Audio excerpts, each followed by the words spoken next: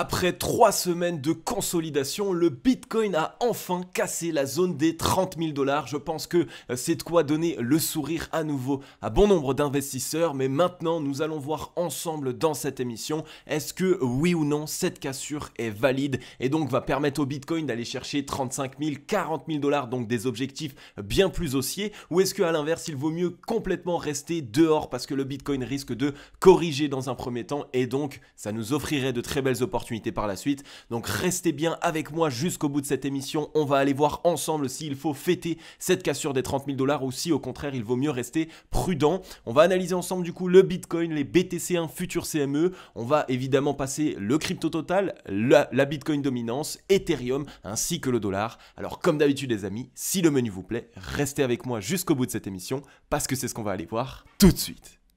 Even when you feel low, you can still go. Even when you feel slow, you can still go.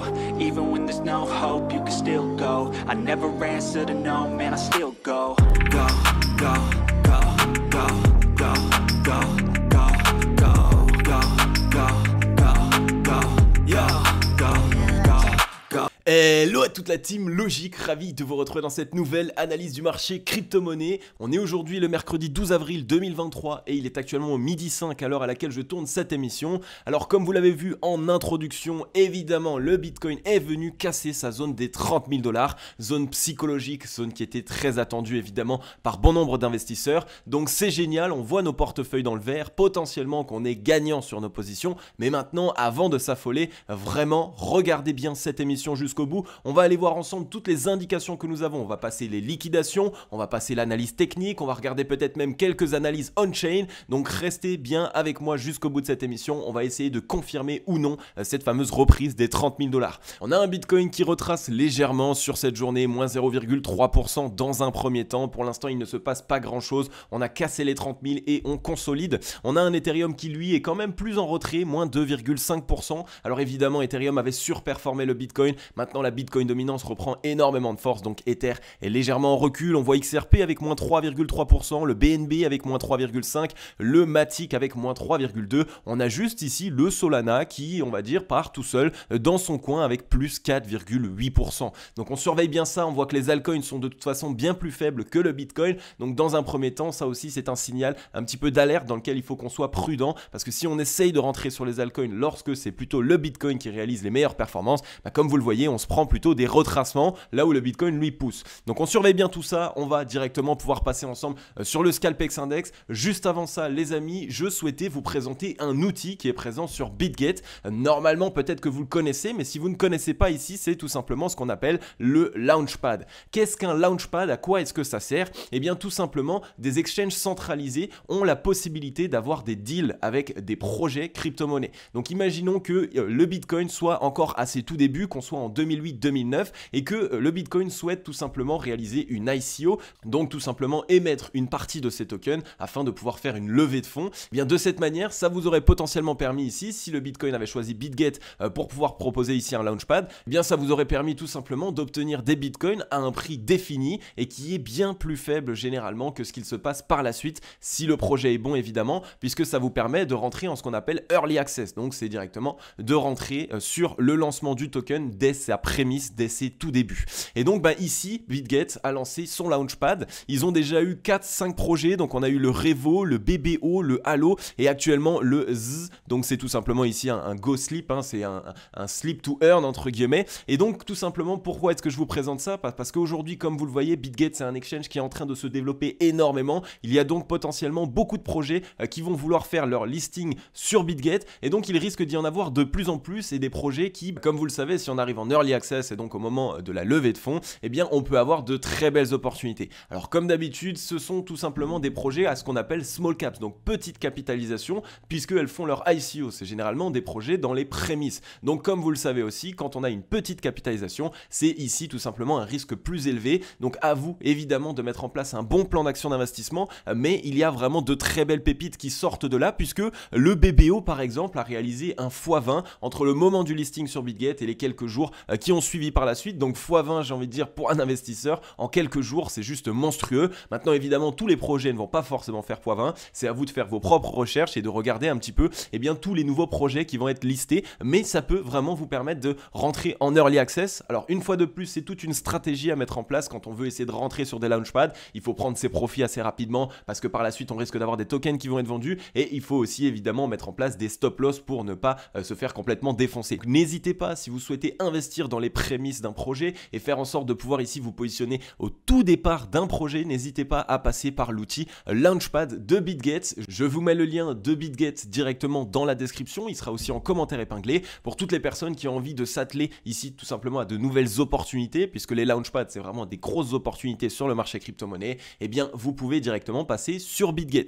On va passer maintenant sur le Scalpex Index, un crypto Fear and Greed dans la joie, 65, toujours évidemment pour l'instant la majorité du marché crypto-monnaie qui pense qu'on est toujours sur cette continuation de hausse, à savoir que généralement le crypto Fear and Greed a toujours 24 heures de retard, donc que la cassure des 30 000, enfin la cassure ici d'abord des 29 000 et le retest des 30 000 n'a pas encore été retranscrit dans la psychologie de marché. Donc c'est un petit peu, peut-être qu'on n'est pas loin ici maintenant de l'extrême joie, donc prudence, comme vous le savez, c'est pas dans l'extrême joie qu'on essaye d'acheter, donc même si imaginons que le train continue de partir, ce n'est pas maintenant, il va falloir attendre un retracement et à ce moment-là on aura potentiellement un meilleur point d'entrée. Un social index sur Up, un market order flow en recherche d'achat ce matin ou pratiquement cet après-midi. Alors si on regarde tout simplement ici, je vous ai affiché les open interest, regardez ici, donc quand on était dans le range, on avait ici par exemple sur la zone, on était aux 198 millions, donc on avait 198 millions de dollars de positions qui étaient ouvertes, et suite à la cassure ici des 29 000, on est directement à 220 millions, donc on a eu ici sur cette cassure plus de 30 millions de dollars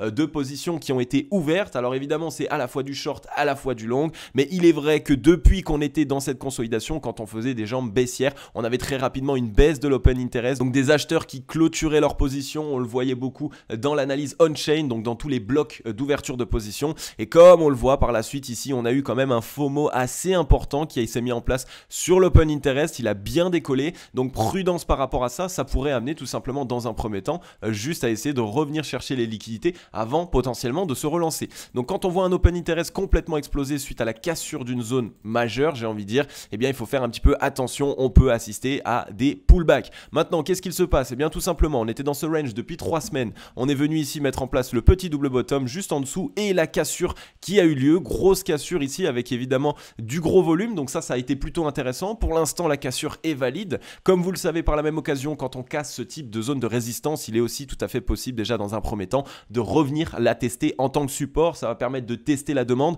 et de s'assurer que si oui ou non les acheteurs sont d'accord de voir ici le Bitcoin du coup s'assurer, valider cette zone des 28 000 dollars en tant que support pour relancer le cours. Donc prudence par rapport à ça. Maintenant ce qu'il faut aussi savoir, c'est qu'il y a un gros signal bearish qu'on pourrait se prendre dans la figure, et ça je vous en parle depuis plusieurs semaines maintenant, ce serait tout simplement la réintégration du range pour aller chercher toutes les liquidités, parce que regardez ici, on a des liquidités au 27 774, on a la mèche des 27 216, on avait accumulé les 26 658, on a aussi ici la mèche sous le range des 25 627 et tout en dessous, après évidemment là on a beaucoup de liquidités à chercher, mais en tout cas pour l'instant on a fait cette grosse cassure sans aller sortir les longues. Alors à savoir que, je vais juste vous effacer tout ça pour que vous compreniez bien, ici on était dans un range évidemment dans lequel il y a des longues qui se sont positionnées, je vous le rappelle, donc ici sur toute cette zone là on a pu avoir des longues qui se sont positionnées, donc des liquidations en dessous, et ce qui s'est passé c'est que généralement quand on assiste à une vraie cassure haussière,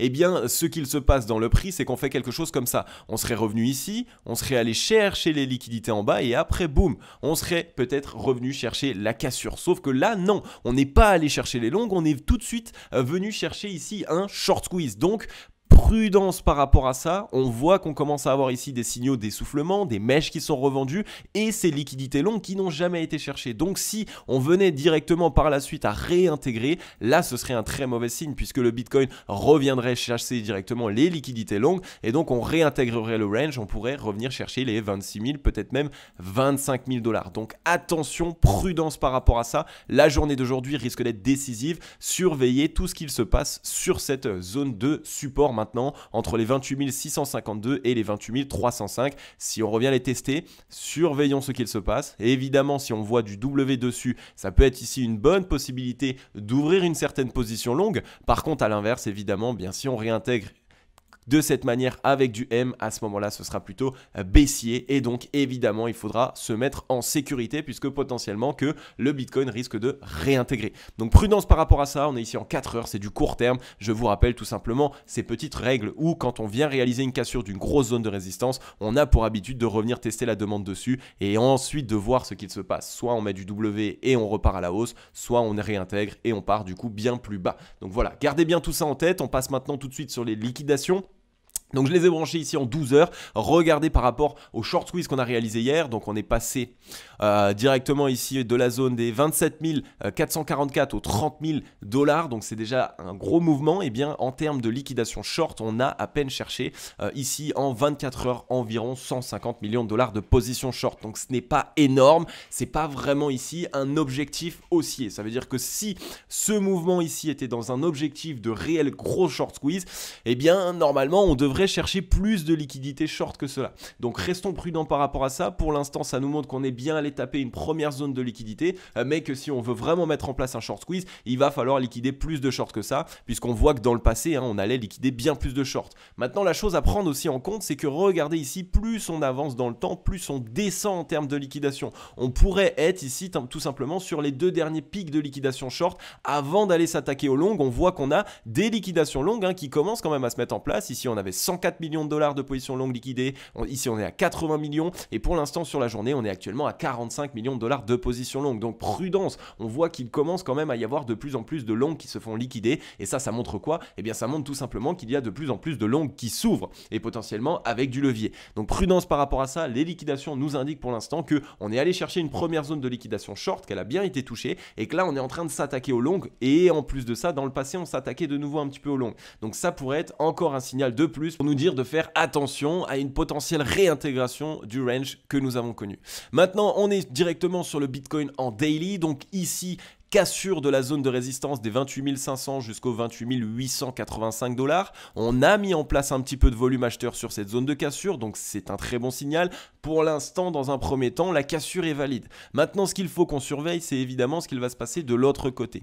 Donc là, on commence à voir qu'on a eu une mèche qui a été revendue. Donc premier signal qu'on a touché potentiellement une zone de liquidation short, puisque quand on touche une zone de liquidation short, évidemment, ça vient appliquer une première pression vendeuse en plus. Pour l'instant, elle est absorbée. Donc, on surveille bien. Comme on voit, on a une clôture aux 30 204 $. Donc, clôture daily au-dessus des 30 000 $ pour l'instant. Donc, ça, pareil, c'est plutôt un signal qui est bullish. Donc, on va bien rester prudent. Comme vous le savez, ça fait plusieurs semaines que je vous parle d'un scénario où on pourrait revenir retracer sur le Bitcoin. Est-ce qu'on a invalidé? Pour l'instant, pas encore, mais on est vraiment ici sur la décision finale. Si sur la journée d'aujourd'hui, on voit une clôture daily qui se veut être haussière, alors malheureusement, on sera ici sur quelque chose qui sera invalidant. Donc on invalidera mon scénario et potentiellement du coup que le Bitcoin va continuer sa hausse avec un petit retest de la zone de support. Donc pour l'instant on n'a pas encore invalidé, mais on est ici sur la dernière journée d'invalidation potentielle. Regardons ici aussi évidemment, puisqu'on a cassé cette zone de résistance, je vous rappelle que généralement si on veut réaliser un mouvement sain, on peut revenir tout simplement la tester en tant que support, tester la demande, et si là il tient bien, boum, à ce moment là on pourra vraiment valider un W de reprise et aller chercher, comme vous le voyez ici, on a des liquidités qu'on peut chercher ici entre les 32 500 et les 32 000 $. Donc prudence par rapport à ça, on va bien voir un petit peu comment est-ce que le prix va bouger par rapport à ça. Et évidemment, comme je vous l'ai dit aussi tout à l'heure, si on revient tester la zone de support, qu'on rebondit mais que finalement on réintègre, là comme vous le voyez, on a toutes ces liquidités longues à revenir chercher. Donc ici là, tout ça là, tout ce que vous voyez là, c'est des liquidités longues, excusez-moi, à revenir chercher. Ce serait la première zone puisque c'est vraiment ici où on a accumulé pas mal de liquidations longues. Et si jamais on pourrait revenir chercher un petit peu plus bas s'il y a vraiment eu beaucoup de de longues, excusez-moi, qui sont ouverts là-haut, donc ça ferait des liquidations qui descendent tout petit à petit jusqu'au 0,38,2. Donc on pourrait essayer de chercher les longues tout simplement aux 25 000, peut-être même 24 800 $ si jamais évidemment on réintègre cette fameuse zone ici de support qui était anciennement une résistance. Donc pour l'instant pas grand chose à dire de plus, à part que si vous regardez bien, ça fait quand même beaucoup de liquidités qu'on accumule ici.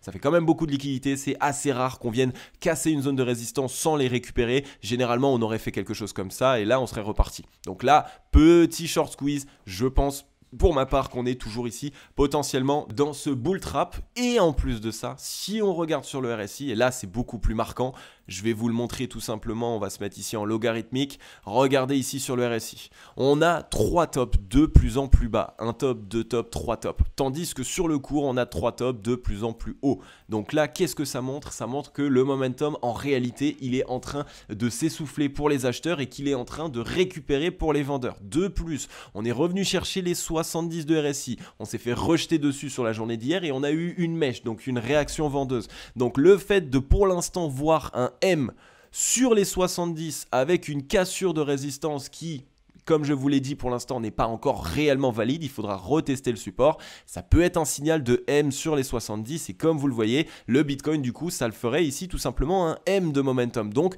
le momentum se déverserait à nouveau pour les vendeurs et là ça ferait quelque chose tout simplement comme ça. Boum, la fausse cassure haussière et on réintègre le range, on va chercher toutes les liquidités longues et on revient déjà sur les 0,382, donc les 25 000 $.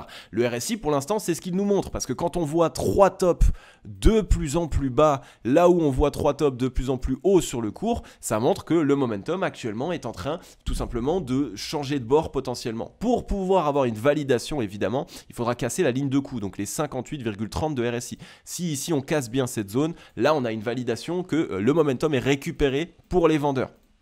Et le fait d'être revenu sur les 70 de RSI comme ça, de ne pas réaliser un top plus haut que le précédent et de voir une première réaction vendeuse ici tout simplement sur le cours quand on est sur les 70 de RSI, bah là c'est quand même un signal qui est plutôt vendeur les amis. Ça fait 3 tops de plus en plus bas, réaction vendeuse sur les 70 et si on va sur le ratio long short, on est en zone de surachat. Donc ça veut dire que les acheteurs manquent de souffle actuellement. Donc même si on veut potentiellement essayer de continuer à pousser le mouvement, on pourrait essayer jusqu'aux 32 000, 32 500 comme je vous l'ai montré tout à l'heure à la limite pour récupérer les liquidités, mais directement par la suite, on pourrait par la suite essayer de retracer. Donc ce n'est pas le moment d'acheter. Si on essaye de vouloir rentrer sur le Bitcoin, actuellement, c'est pas comme ça qu'on rentre. On attend tout simplement la poussette supplémentaire si elle venait à avoir lieu et un retracement, donc les 0,382 qui se trouveraient aux 26, 27 000 $ tout simplement. Donc prudence par rapport à ça. Pour l'instant, tout n'est pas encore joué et on a quand même beaucoup de signaux qui nous montrent qu'on vient de casser une zone de résistance clé. On est dans une autre grosse zone de résistance entre les 35 000 et les 30 000,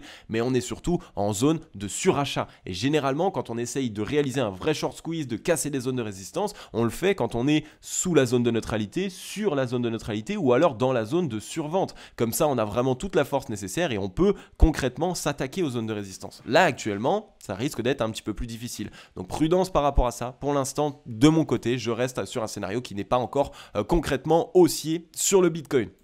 Maintenant, on regarde un petit peu sur le MACD. Sur le MACD, on voit qu'on est repassé au-dessus de la zone de neutralité. C'est plutôt un bon signe. On risque de toute façon de revenir la tester. Et si elle tient, évidemment, là, on pourra transformer ça en W. Ça invalide le scénario et le momentum se reverse à nouveau pour les acheteurs. Mais par contre, à l'inverse, si on fait juste quelque chose comme ça et qu'on vient recasser la zone de neutralité, là, à ce moment-là, ce sera complètement baissier puisque le momentum se déversera complètement pour les vendeurs. Donc, on surveille bien tout ça. Je voulais vous le montrer maintenant tout simplement sur la Bitcoin, sur les BTC1 Future CME. On a cassé la zone de résistance. Certes, je vous rappelle qu'on a toujours un gap CME entre les 21 225 et les 20 245 qui nous pend au-dessus de la tête. Donc si on venait à avoir une réintégration du range, j'ai envie de vous dire qu'on a des grandes chances quand même d'aller rechercher ce gap parce qu'il nous faudrait le combler pour par la suite, et évidemment, repartir à la hausse. Je suis toujours bullish à long terme, mais à court terme, il y a toujours ce petit scénario qui nous pend au-dessus de la tête et on a un gap CME au-dessus de la tête entre les 34 500 et les 35 410. Donc si on faisait ça, on pourrait revenir chercher le gap ici, tac, on le comble et ensuite on vient combler le nouveau gap sur les CME. C'est encore quelque chose qui est faisable. Maintenant évidemment, je vous dis de rester toujours prudent. Ce n'est qu'un scénario et il peut être invalidé. Sur le crypto total, c'est un petit peu la même chose. On a cassé la zone de résistance entre les 1170 milliards et les 1159 milliards de capitalisation. Grosse mèche, donc très grosse réaction vendeuse immédiatement sur les 1280 milliards. Je vous rappelle aussi que là, sur le crypto total, ce qui s'est passé avec cette mèche, c'est qu'on est revenu chercher la dernière zone de liquidation. Donc on en avait une ici, une ici, une ici. Donc sur ce mouvement, on est venu chercher ici toutes les liquidations short. Il nous resterait évidemment une zone entre les 1304 milliards et les 1342 milliards. Pour l'instant, on n'a pas vraiment la force, hein, puisqu'on est dans la zone de surachat, dans le ratio long short. Sur le RSI, on est sur les 52 RSI juste légèrement en dessous. Donc pour l'instant, on n'a pas forcément énormément de force. Si on voulait vraiment pousser et continuer d'aller chercher là les 1340 milliards, il nous faudrait un premier retracement pour récupérer de la force acheteuse. Là aussi, sur le crypto total, on est sur 3 tops de plus en plus bas. On n'arrive pas à revenir chercher les 50. On a une petite divergence baissière ici sur la cassure de cette zone de résistance. Donc c'est pas des super bons signaux, j'ai envie de dire. Donc dans un premier temps, on va déjà surveiller le retest, le pullback de cette zone de support aux 1159 milliards. Et si on voit que on n'arrive pas à la récupérer, directement ici, on a pareil toutes ces liquidités à revenir chercher tranquillement ici. Donc réintégration, ça pourrait être très mauvais pour les alts, très mauvais pour le Bitcoin. Donc prudence par rapport à ça, tant qu'on ne voit pas ici de vraies décisions, et là ça c'est techniquement, ça c'est pas un champ de japonais de décision les amis. Regardez la mèche, on est passé des 1122 milliards aux 1198 milliards, on a perdu 22 milliards en l'espace de 4 heures peut-être. Donc il y a vraiment eu ici une zone de prise de profit et une zone de liquidation short qui a été touchée. Et si on regarde sur le MACD, c'est un petit peu la même chose, hein, regardez. On avait eu évidemment ici un gros pic avec du gros volume. Là, on est en train de retester la zone de neutralité. Si on s'en fait rejeter, ça peut être un M qui se met en place et le momentum qui se déverserait à nouveau pour les vendeurs. Donc, ça ferait vraiment quelque chose comme ça. Et là, à ce moment-là, on aurait une vraie correction sur les alts. Donc, prudence là aussi. Pour l'instant, tout n'est pas encore joué. On attend le fameux pullback et la validation. Si jamais on valide, là, à ce moment-là, on pourra repartir. Mais tant qu'on ne valide pas, eh bien, on n'a pas encore la cassure.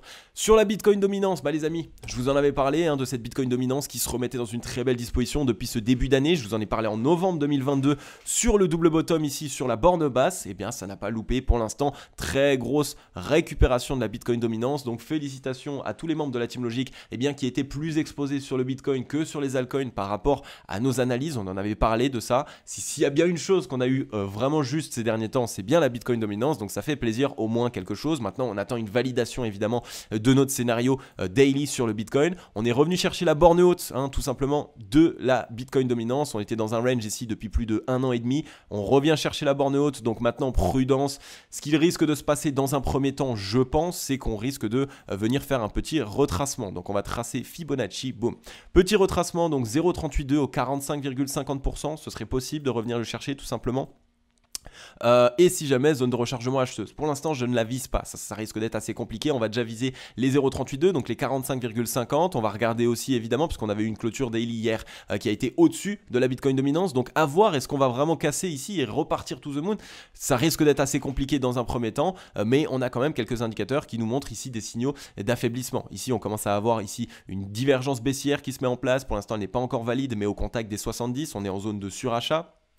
Sur le ratio long short, pareil, on est non loin de la zone de surachat, donc plus beaucoup de force acheteuse. Donc attention sur la Bitcoin dominance, on pourrait ici y voir un premier souffle tout simplement, un premier signe d'essoufflement. Et donc ça pourrait peut-être être positif pour les alts. Donc on va bien surveiller tout ça. La Bitcoin dominance, dès qu'on aura une vraie décision, dès qu'on aura vraiment quelque chose, je vous la repasserai tout simplement dans l'émission prochaine afin de vous expliquer concrètement quel scénario est-ce qu'on essaye de mettre en place. Ça veut dire est-ce qu'on essaye plutôt de se positionner sur les alts ou est-ce qu'on continue de conserver tout simplement une exposition plus importante sur le Bitcoin.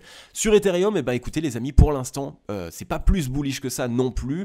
On est tout simplement ici sous cette traîne qui nous maintient à la baisse là depuis le vendredi 23 janvier. Donc on vient la toucher et à chaque fois on se fait rejeter. Donc on n'arrive pas à la repasser. Ça montre quand même qu'il y a certains signaux d'essoufflement acheteurs. Les acheteurs commencent à manquer de force. On n'arrive pas à repasser. Avec la mèche ici, oui, on est venu liquider un top, deux tops. Il nous restait ici ce petit troisième top. Donc on est revenu chercher et à la limite on avait les 2032 sur Ether qu'on n'est pas encore revenu chercher. Donc à surveiller les 2032 qu'on n'a pas encore recherché. Maintenant, ce qu'il faut savoir, c'est que le ratio long short est dans la zone de surachat. On a une divergence baissière entre ce point ici et ce point ici. Donc là, ici, on était au 1683 et ici, on est au 1940 et on avait utilisé beaucoup plus de force acheteuse pour les 1683. Donc là, pareil, regardez ici toute la force qui pourrait se déverser si jamais on est dans ce M de momentum. Donc prudence, pareil, sur Ether, ce n'est pas le moment réellement d'acheter. En plus de ça, on est sur la borne haute de la bande de Bollinger. Donc si on n'arrive pas à la péter, il va nous falloir ici une correction et on risque d'aller comprimer du coup la borne basse de bande de Bollinger et donc ça veut dire qu'on a quand même un mouvement assez fort qui pourrait se mettre en place.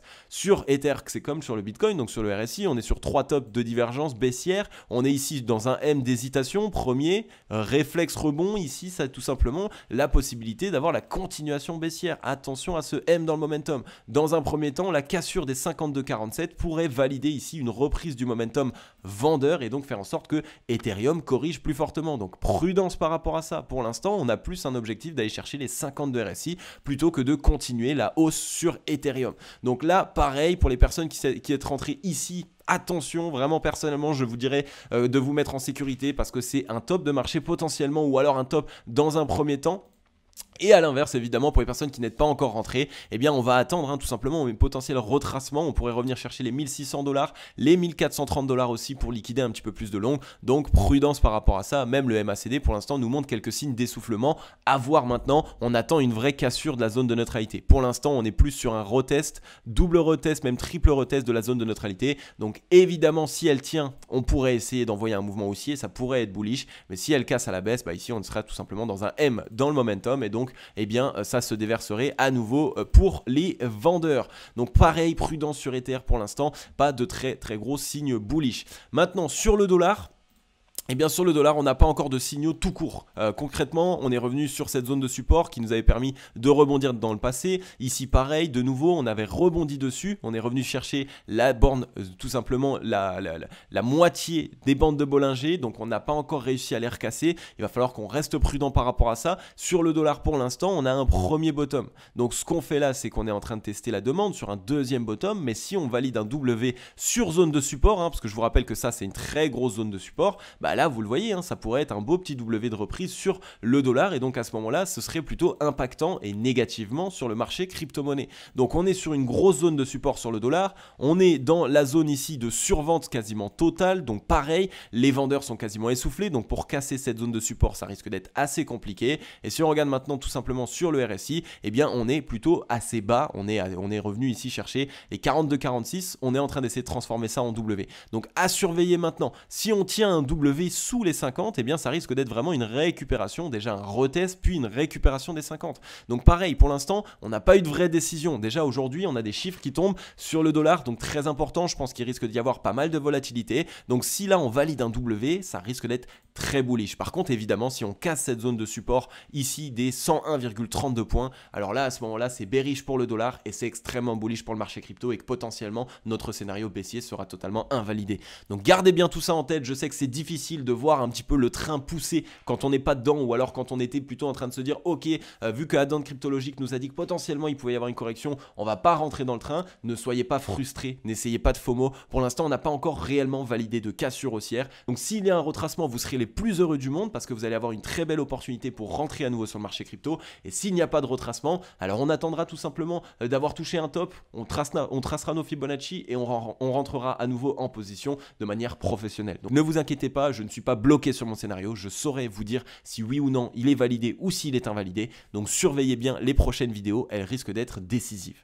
Ok la team logique, j'en ai terminé avec cette émission, une émission assez longue, assez complète, je vous ai partagé vraiment beaucoup d'informations. Vraiment je sais que c'est assez frustrant pour pas mal d'entre vous de voir le Bitcoin continuer un petit peu à casser ses zones de résistance alors qu'on voit depuis plusieurs semaines un scénario qui peut être baissier, donc un scénario qui peut nous offrir un retracement, mais au vu des signaux actuels, on a quand même pas mal de signaux d'essoufflement acheteur. Et donc ça c'est un signal qui potentiellement pourrait nous montrer cette fausse cassure pour une réintégration. Alors si ce n'est pas le cas et que du coup on arrive à casser les 30 000, à les conserver, ne vous inquiétez pas que je changerai mon fusil d'épaule et qu'on aura de nouveau une vision haussière. On verra ensemble sur quelle zone est-ce qu'on peut re-rentrer de manière intéressante, de manière professionnelle et surtout et bien par la suite quelle prise de profit, quelle zone de prise de profit est-ce qu'il faut qu'on se fixe. Donc ne vous inquiétez pas, je ne suis pas bloqué sur mon scénario, mais actuellement il y a quand même pas mal de signaux qui sont assez bearish. Donc voilà les amis, en tout cas je vous ai fait une émission très longue, j'espère qu'elle vous aura plu un maximum. Je vais vous laisser directement une conclusion assez courte. On se dit tout simplement à demain dans la prochaine émission. Comme d'habitude les amis, je vais vous souhaiter à tous et à toutes une agréable journée ou une agréable soirée. C'était Cryptologique. Ciao et bye.